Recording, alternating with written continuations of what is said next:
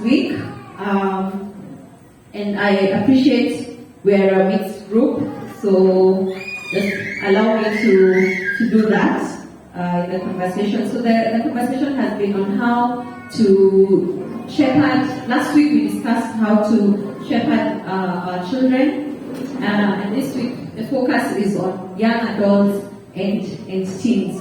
So in this group we have those of us that are responsible for young adults and teens, and there are those of us that are actually young adults and teens. So this is for all of us, right? And so from just what we've been discussing, we have said that how to live a righteous life, how to be shepherded in our hearts, how to live a godly life starts from our heart, the condition of our heart. And the key scripture has been Proverbs chapter 4, verse 23. Above all else, guard your heart, for it is the wellspring of life. Right? So now, in the morning, I had a question for the young adults, and I just want to share the same question. So, for example, you open your inbox today, and you find you've gotten an email that has your name on it and says that you've gotten an opportunity to work at the nation company. Alright? So this thing, you didn't apply for it, you're not trained for it, but it has your name, and you're supposed to go for that job on Monday. Nanielewa? So umepata inbox, imesema so and so, this is your letter of appointment. Come on Monday, this time this is your salary and all that. Note, you are not applied for this job, you are not trained for this job. As a young person, what will you do? As a person in charge of a young person, let me say that. What will you do? What will you tell this young person to do? So talk to your neighbor. Melewa swali. Nirudie. Praise God. So my question is, you have gotten an email saying that you've gotten a job. Alright? You have been looking for a job. Your son has been looking for a job. Your daughter has been looking for a job. Amepata email. Anaitwa kufanya kazi nation. Note, amesomea pharmacy. Alright? So, si yeye aliapply hiyo jina. There's a mistake. Lakini job imepatikana na hana kazi. Anafaa kwenda on Monday. If that is your situation in the family, what will you do? If you are the one umepata hiyo email, what will you do? Talk to your neighbor.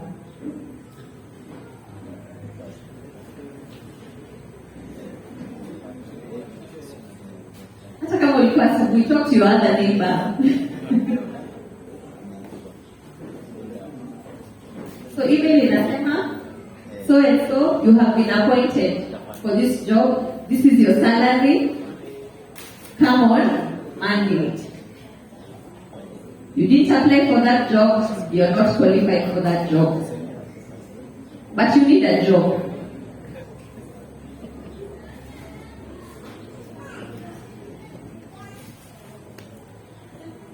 Maybe I can have two people when you get ukweli, what they will do. Don't give me the church answer. Anyone?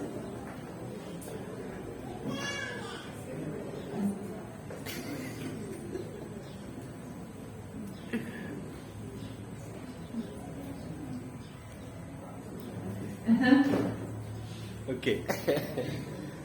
Tumeambiana na mchungaji that it's a miracle. So. It's a miracle. God has come. It's a miracle.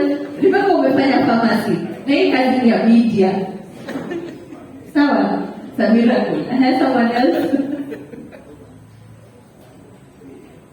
Someone else? From that side? Naangalia nyuma. Pastor Peter, stand for me. It's a God-given opportunity. Okay. So tell hapo useme, this is my name. Can you do this job? Utasema? yes? I'll try. Kusema? You say I'm very capable. So that's a tricky situation. Is that a tricky situation? I remember when I was finishing campus, my last term. So I did English and literature. So what used to happen is those guys from Nation used to come to the school to like get young talent. So we'd all be called, because of the industry Nation, so they would call the English and literature students mostly. So we'd go to a hall and then we're told to write an essay. So then from that essay they'll either call you and give you the job. So a friend of mine went, sat, akaandika essay, akatoka, alafu hakufeel hiyo story. So akitoka, akapatia mwingine, another gentleman, akampatia. Then the guy came, wrote his name, na akasubmit. So 2 years later, tukipatana town, I remember because alikuwa na dreads, napata ana work Nation. So I asked him, ulipata? Akasema, what did you get? Through someone else's essay. Alipata job, and that was the beginning of his career. So anyway, it was very funny because I thought, okay, interesting. So it's sort of like the same situation. Where do you draw the line? You know, you need the opportunity, you're in need for a job, you need money, and there are many ways of getting that opportunity. But what is the right way? What is the black and the white line? All right. So thank you for that interaction. So if we go back to our conversation, what I was saying is that everything that we do and say springs from our heart. Everything that you do and say as an adult, as a young adult, springs from your heart. Because it's from the heart that the issues of life come forth. According to, that is Proverbs chapter 4, verse 23. Above all, watch over your heart with all diligence, for from it flow the springs of life. So many scriptures affirm this. Mark 7:21. From within, out of men's hearts, come evil thoughts, sexual immorality, theft, murder, adultery, greed, malice, deceit, lewdness, envy, slander, arrogance, and folly. These evils in action and speech come from within, from the heart. Alright? Luke 6:45 says, the good man brings good things out of the good stored up in his heart, and the evil man brings evil things out of the evil stored up in his heart. For out of the overflow of the heart, his mouth speaks. So for us to experience real change, real transformation in our life, it has to start from our heart. I said earlier that we are all predisposed to three particular lusts. And if you read the Bible, you'll see these are the three things that the devil tempted Eve with, and it's the same three things that the devil tempted Jesus with. These three lusts. The first one is the lust. We'll find this in 1 John 2:15 to 17. The first lust is the lust of the flesh. Then we have the lust of the eyes and the pride of life.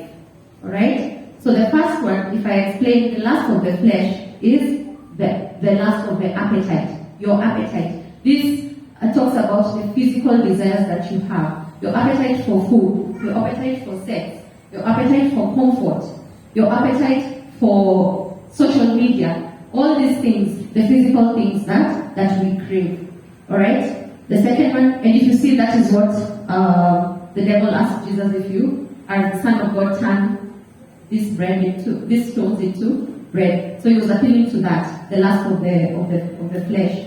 Then we have the lust of the eyes. This is the lust of affirmation, wanting to be liked, wanting to be the favorite one in your group, the favorite parent, wanting to be mami anakuanga hivi at least, ama dadi anakuanga hivi at least, wanting to be the favorite person, not wanting to upset, not wanting to say no even when you should, because it's very important for you to be liked.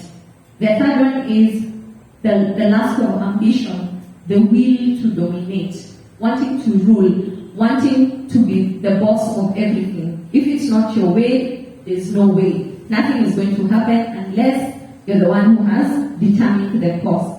So each of us struggle with those three, some in one more than another, but it is the condition of our heart that determines what we are going to do when we are tempted in this way. So then the question is, if I am, as a young person, I keep my way pure, what do I need to do? If, as someone who takes care of a young adult or a teen, how can I help this person keep their way pure? How can I shepherd them towards righteousness?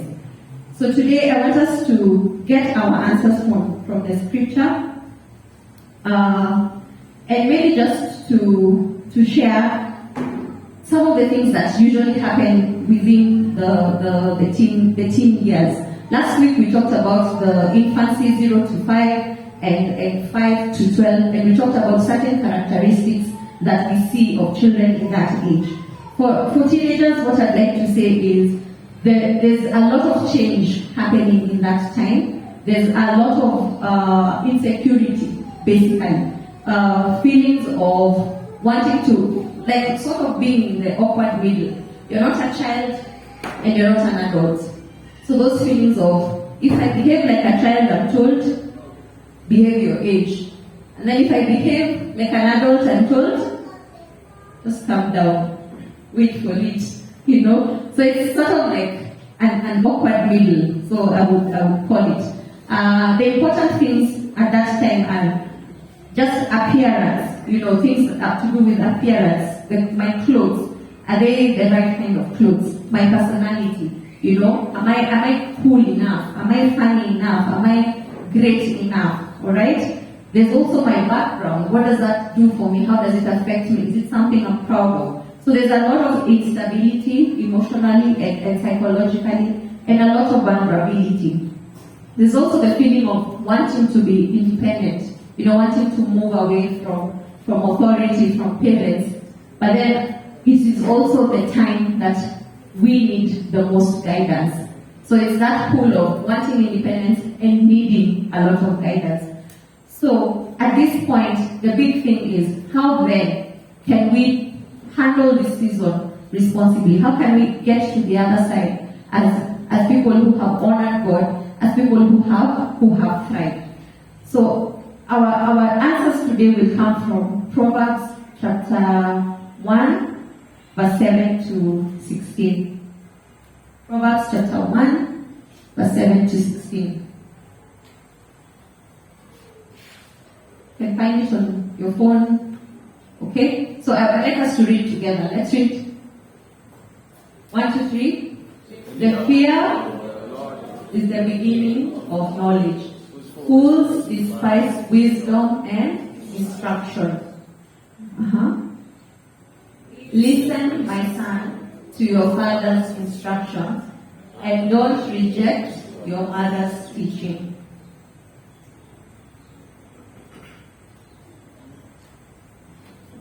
For there will be a garland of grace on your head, around your neck. Let's read together. For there will be on your head and a gold chain around your neck. My son, if sinners, don't be persuaded.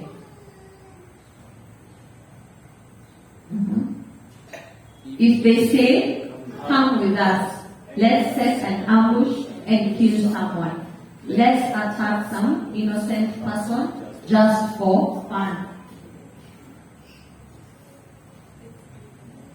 Let's swallow them alive like Sheol, still healthy as they go down the pit. We'll find all kinds of valuable property and fill our houses with plunder. Throw in your lot with us and we'll all share our money. My son, Don't travel that road with them or set foot on their path. Because their feet run toward trouble and they hurry to commit murder. Thank you for that. Alright, so if we are just to simplify this, how can a young man keep his way pure? How can I, as someone who is in charge of a teenager or an adult, shepherd him towards success and prosperity? These are just three things that we can do, three things that we get from this scripture. And the first one is the fear of the Lord. Right? The fear of the Lord. The fear of the Lord is the beginning of knowledge, but fools despise wisdom and discipline. Alright? As I said, we as individuals, as youth, are either oriented towards worshipping God or worshipping our lusts.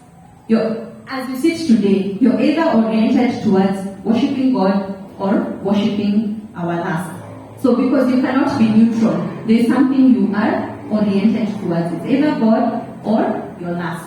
So as a young person, as a person who's managing my heart, the important thing is that we need to fear God. And fear God is not just to know Him and know that He's God. It's to care about what He has to say.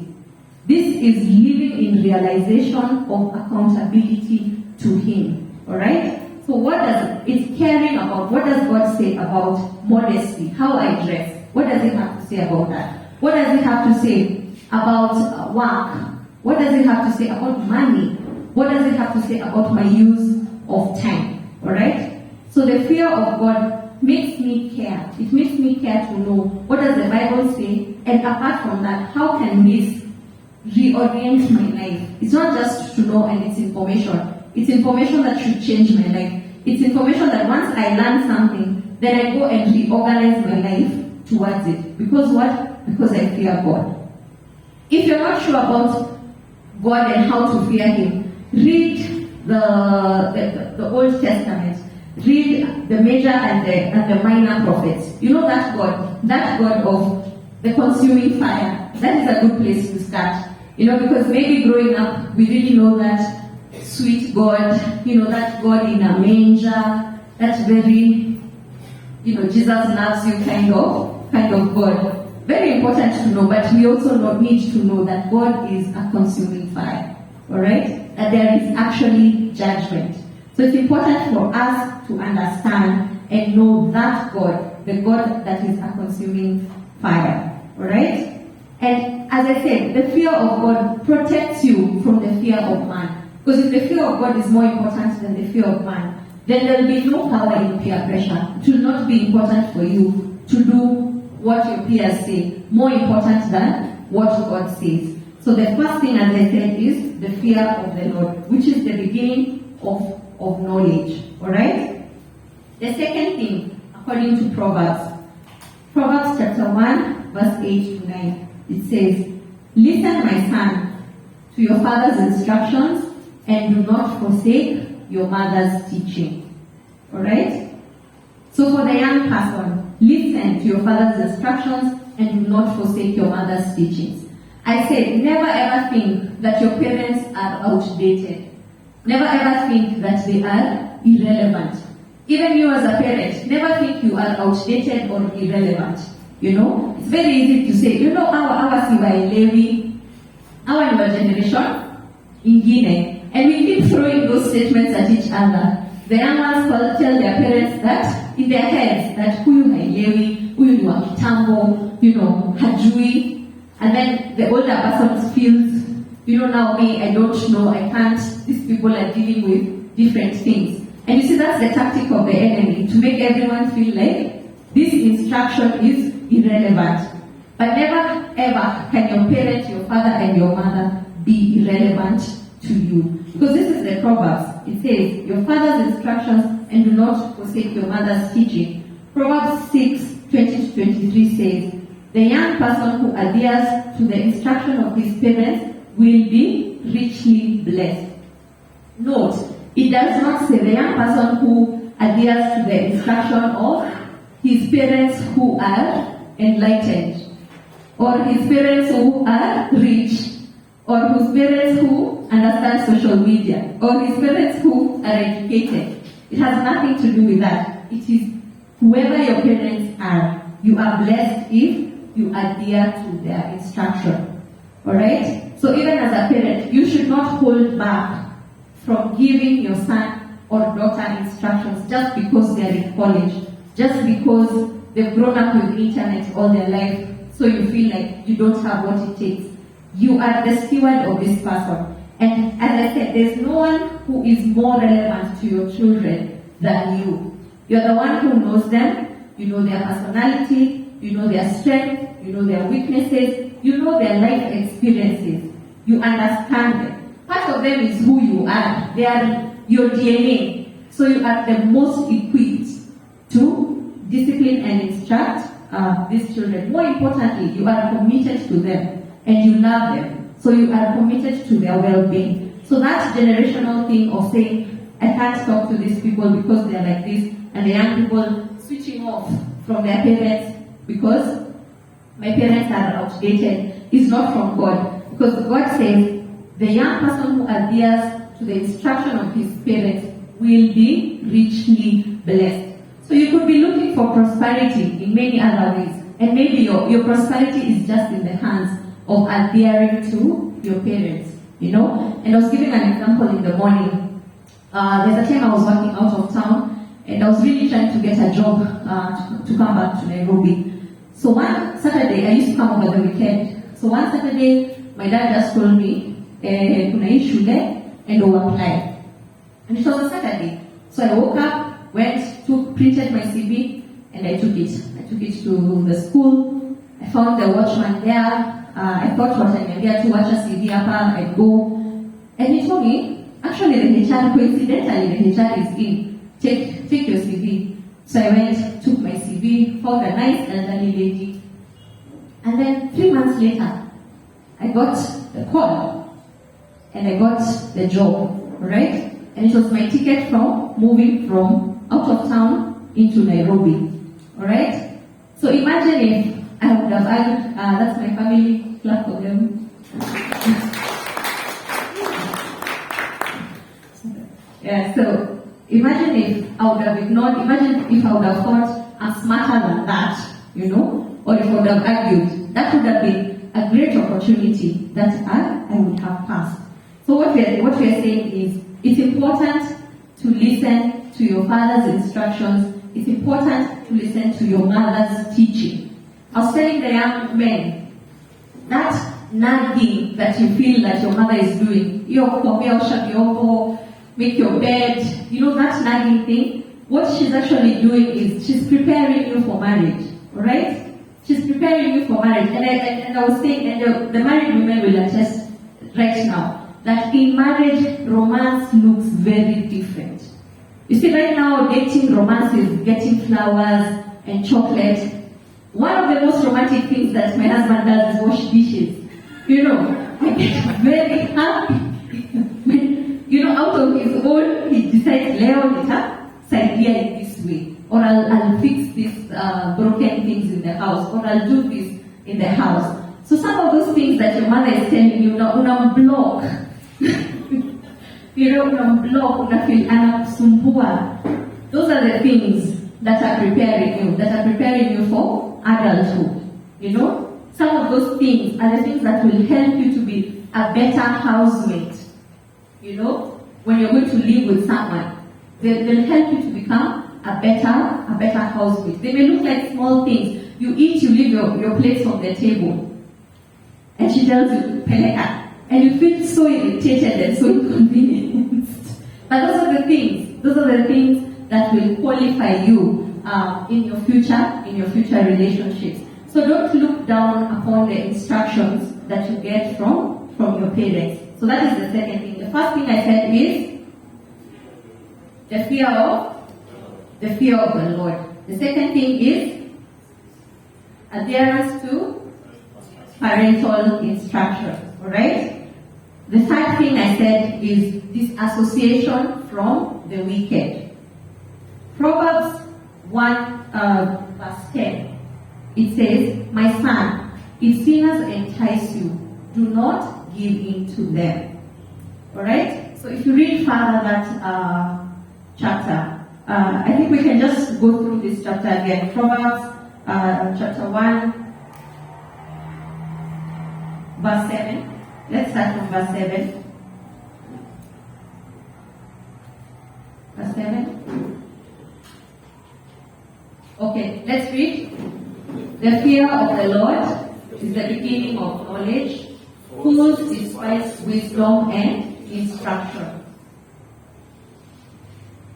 Listen, my son, to your father's instruction, and don't reject your mother's teaching. For there will be a garland of grace on your head and a gold chain around your neck. My son, if sinners entice you, don't be persuaded. If they say, come with us, let's set an ambush and kill someone. Let's attack some innocent person just for fun. We can stop it there. So at this point, there's a lot of enticement from the wicked, you know. So think about yourself. When you join an institution, who are the people that you associate with? You know, some of us in high school, if there was a strike, even if you were not in that group, you'd be called to be investigated. True or false? Yeah? Why? Because of the company that we keep. You don't even know that story. But when people, after the strike, when people are being investigated, your name has to come up. Your name has to come up. You know, you're not trying to convince the principal. Imagine me, I was not in this thing. When you join an institution, whether it's college, whether it's university, who are the people that you associate with? For you to be successful, you need to associate with the righteous. Most times, they're not the most exciting group. From your perspective, maybe they're not the people who look the coolest, if I may use that word. But for you to thrive, for you to keep your way pure, then you must disassociate from the wicked. It could be a group, it could be a clique, it could be even one friend, you know, that you're constantly with, Munami's class, company assignments, you know, just those things that you're not supposed to be doing, but there's this one person that keeps you company as you do those things. So those are the relationships to break. Whether it's a love relationship, that is the relationship to break. So it could be friends, it could be a boyfriend, a girlfriend. That's the relationship to break. All right. So for those of us that are taking care of young adults, one thing you need to know is, as I said earlier, at that stage, one important thing is belonging. Belonging for the young. Belonging for just wanting and needing to belong to a group. So our responsibility is, how do we then create environments that are welcoming for the young adult, for the teenager? How can you make the home an attractive place to be, okay? Not a place where they can't wait to live. And this has nothing to do with how the house looks. This has everything to do with the environment, all right? For the fathers here, are you too strict that when you show up, the children run? Remember how the African traditional society was? Nakaa na mama alafu dada kiingia, everyone disappears, all right? Is that the situation in your house, that when you show up as the father of the home, everyone gets lost, so to speak? All right? As a mother, are you always complaining and criticizing? And there's a difference between giving instruction and complaining and criticizing. Is that the kind of environment that you have created? So what am I saying? It has nothing to do with the size of the home. It has nothing to do with the type of home, of house. It has everything to do with the home. It should be a home where the teen is understood, loved, and where he is encouraged and directed towards the path of life. So those are three things that we can do. The first one is to have the fear of God, to instill the fear of God. The second thing is adherence to parental instruction, to listen to our parents, to listen to our father's instructions and our mother's teachings. The third thing that we can do is to disassociate from the wicked, break off from the bad company. So we may be here, and maybe those are some of the things that we have not done. And so we are finding ourselves in a situation, in a crisis, all right? So what are some of the things that we can do to see how do we navigate out of this crisis? So maybe we didn't know what to do earlier, and we're in a situation. The first thing I would say is, in the aim to reestablish, we need to set guardrails. You need to set guardrails for yourself. As a caregiver, you need to set guardrails for the young adult, all right? The first thing is, dig deep into your heart. As an adult, dig deep into your heart. What is the state of your heart? What is the state of your heart? If you are detached, hurt, or discouraged, then you need to seek for healing. All right? You need to seek for healing. If you feel that your teenager is detached, hurt, or discouraged, they need to be lifted and given grace. He needs drawing out, listening, and support before you set any guardrails. Seek to understand. Seek to understand your parents. As a young person, seek to understand your parents. As a parent, seek to understand your children. Where are they coming from? What has advised this kind of emotion, this negativity? What has advised that? And address that. Alright? So as you're setting guardrails, the first guardrails to set is the guardrail of love. Remember that your parents love you. They are on your side. Alright? They are there for you, to support you. Alright? So at the foundation of all that is love. Know that love is what is pushing them and drawing them to guide you in this way. As an adult, set that foundation of love. Maybe your foundation has been strict rules and regulations. Nothing wrong with that. But the foundation should be love. Communicate that you care about his welfare and have his best interests at heart. The second thing to set is truth. That there are rules and requirements. Even in our country, there are rules and requirements. We can't just live without rules and requirements. Maybe they've not been communicated. Maybe they're in your head and you assume that they should know. But it's important to set rules and requirements. Alright? Have conversations about them and let people know what is expected. Clearly communicated the rules and requirements. Alright? So your teenager needs to know where to draw the line so that he can choose whether to cross it or not. The third thing is freedom. Alright? Let it be known that you can choose to respect or reject the rules. I know that's hard in our culture. What does that mean? That someone has the freedom to respect or break the rules. But think about it. Even God, the kind of relationship He's given us, He has allowed us to choose. We choose to. God has the power. He can make all of us live for Him. But He has allowed us the freedom of choice. But the freedom of choice also comes with responsibility. Alright? So the next, even as you have communicated the freedom, that you have the freedom to choose, you as a person, you have the freedom to choose right or wrong. But then you also need to remember that there's reality. There are things that will happen. According to Galatians 6:7, that you reap what you sow. So for every action that you choose, fine, you have the freedom of choice. You're probably in campus and your mother or father will not even know what you do. They might never even know what you do. But remember that there is sowing and reaping. So how can you have that principle in the home? That for every action that is sowed, there is reaping. You see, I think this is one of the hardest things to communicate in parenting, in leadership, in any situation. So I'll just try to give an example. I shared earlier that I work with younger children. So sometimes we have an activity, let me say like swimming. And so a 4-year-old comes to school and he forgot his swimming costume. So I asked him, so why did you forget your swimming costume? He says, my auntie did not park. Okay? So usually I ask them, okay, so who is swimming? Is it you or your auntie?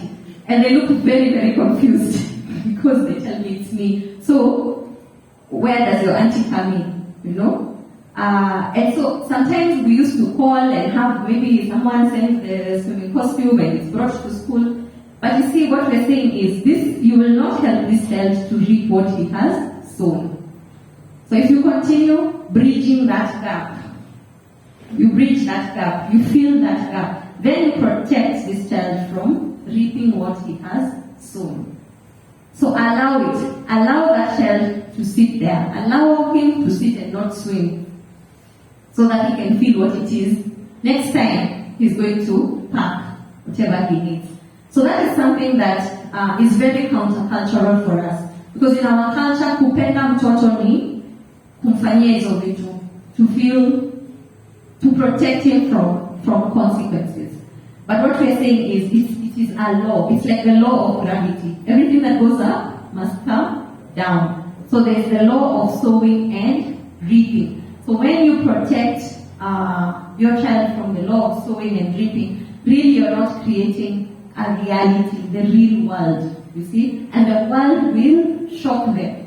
Because the world has sowing and reaping. If you don't read for your exams, you fail. If you don't do this, this happens. And it's just clear, and no one has anything against you. So we need to anchor in reality. After the freedom, let's anchor in reality. And finally, as I finish, is prayer. Nothing is impossible with God.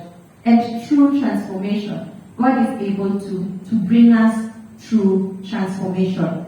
So even as you've had me and all the things that I have shared, I want you to think about your life, think about yourself as a young adult, think about yourself as a parent, and think about it like, what are some of the things that God is speaking to you about today?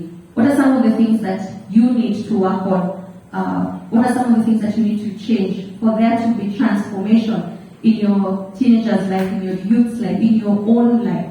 So I want us to spend like 5 minutes to just think about it and pray. And I'll invite our pastor to come pray. So let's close our eyes, think about it, just pray.